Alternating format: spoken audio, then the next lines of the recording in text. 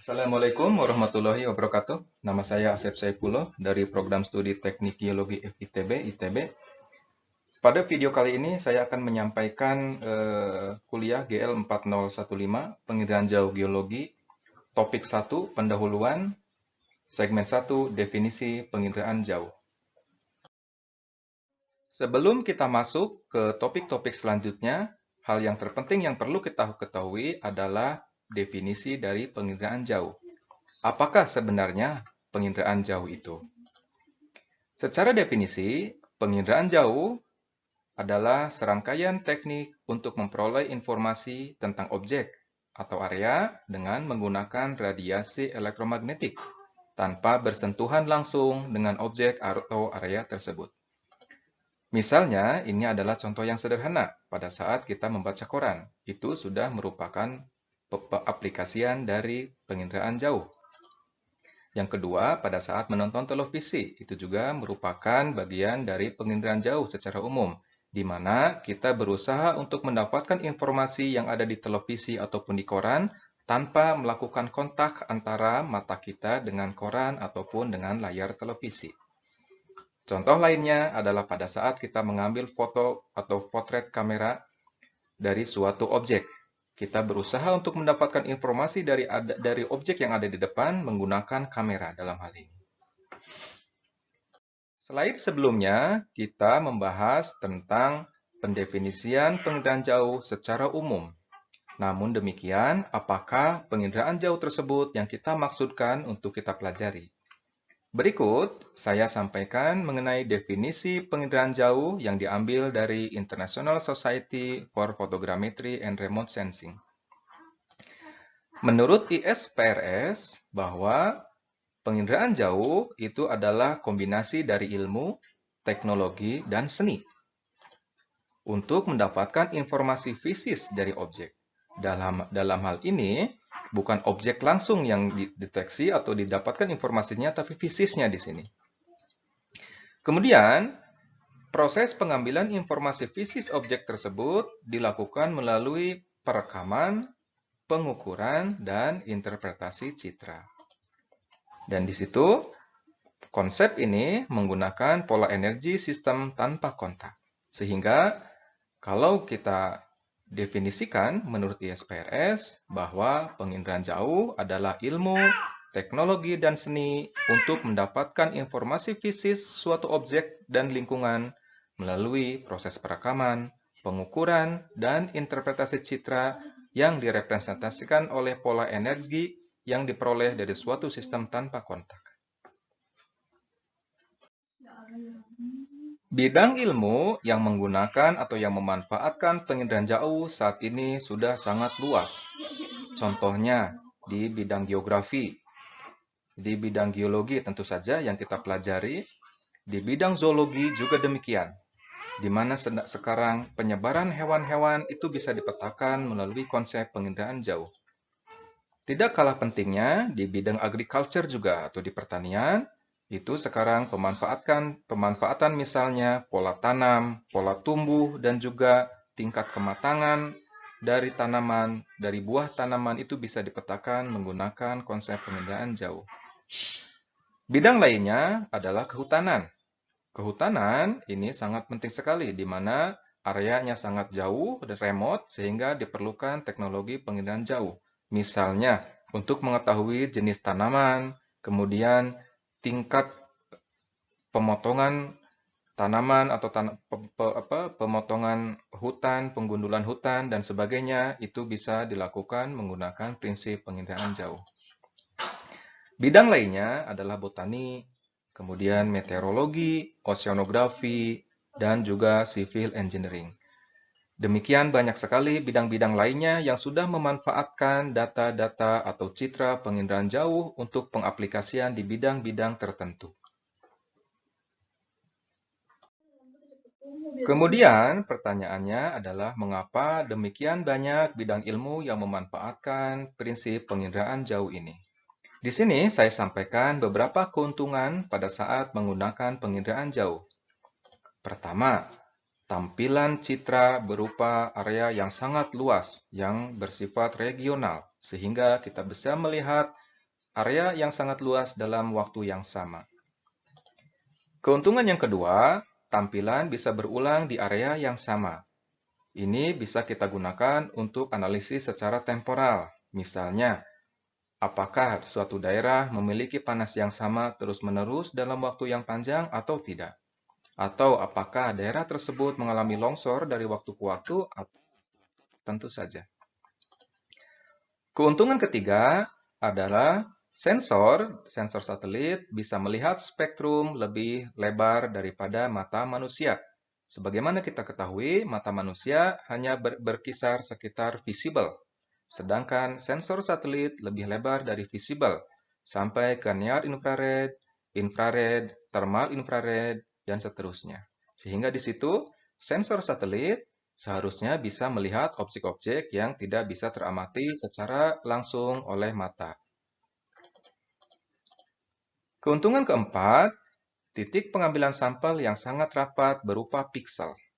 Ini penting sekali pada saat kita akan sampling atau kita akan ground truthing, rata-rata kita berada pada singkapan-singkapan tertentu yang sifatnya itu spot by spot.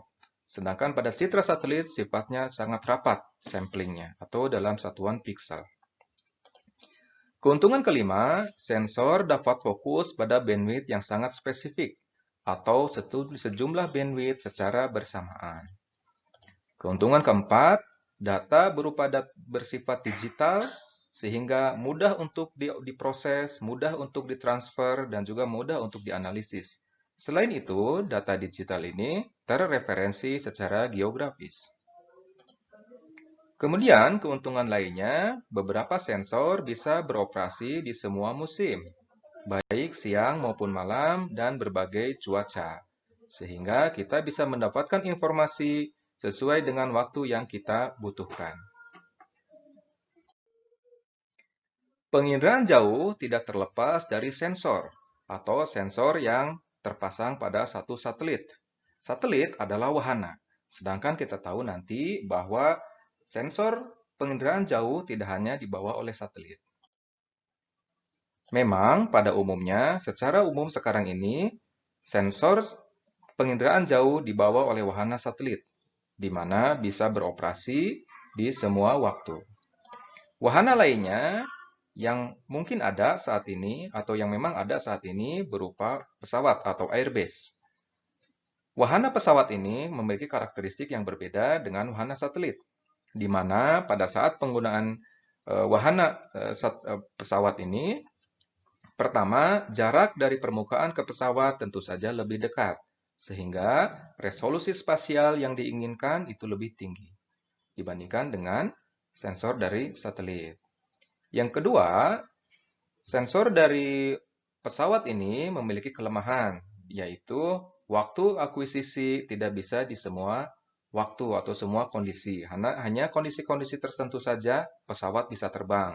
Misalnya cuaca yang bagus, begitu, tidak hujan, dan seterusnya. Berbeda dengan satelit yang bisa di semua musim atau di semua cuaca. Wahana yang ketiga itu ground base. Ground base ini memiliki keunikan sendiri. Misalnya, sensor yang ground base ini dia terpasang di satu tempat, kemudian dia mengobservasi daerah di sekitarnya. Ini umumnya digunakan oleh bidang-bidang meteorologi, di mana untuk mengetahui satelit, untuk mengetahui kondisi atmosfer dari satu tempat dari waktu ke waktu. Nah, ini adalah 3 wahana penginderaan jauh yang umum digunakan saat ini. Kemudian, hal lainnya yang perlu kita ketahui tentang penginderaan jauh adalah orbit satelit.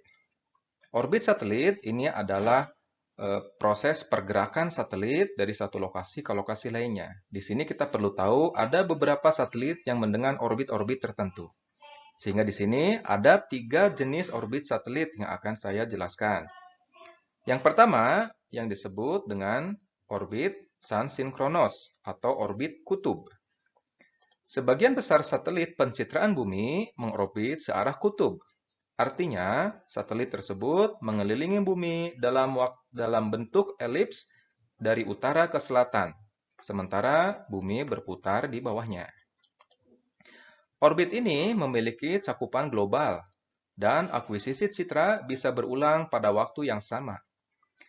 Ketinggian satelit umumnya pada ketinggian 500 sampai 1.500 km di atas permukaan tanah. Contoh orbit ini adalah satelit Terra dan Landsat.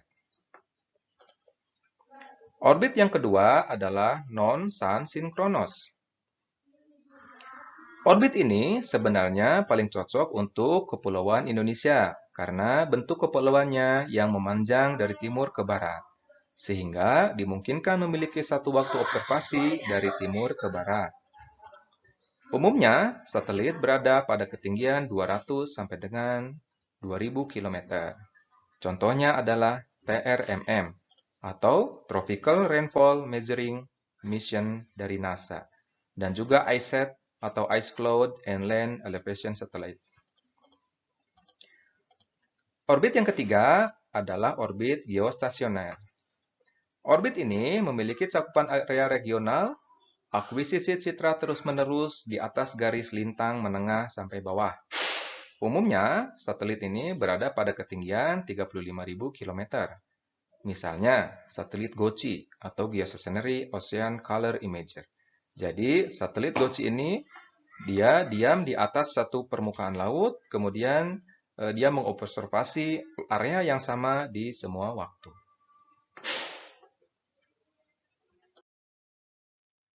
Berikutnya, ini adalah terkait dengan awal mula satelit penginderaan jauh digunakan untuk keperluan sipil, yaitu dimulai pada Juli 1972, satelit observasi bumi pertama yang disebut dengan Earth Resources Technology Satellite 1 atau EARTH-1 diluncurkan oleh Amerika Serikat. Pada tahun 1975, satelit ini diubah namanya menjadi Landsat pertama. Ini adalah Landsat generasi awal mula adanya Landsat.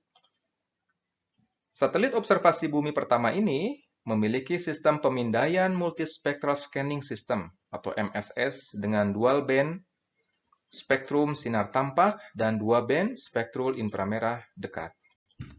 Sensor pada Landsat pertama ini memiliki 3 kamera return beam vidicon atau RBV. Demikian penginderaan jauh geologi, kita akan ketemu lagi di segmen selanjutnya. Terima kasih.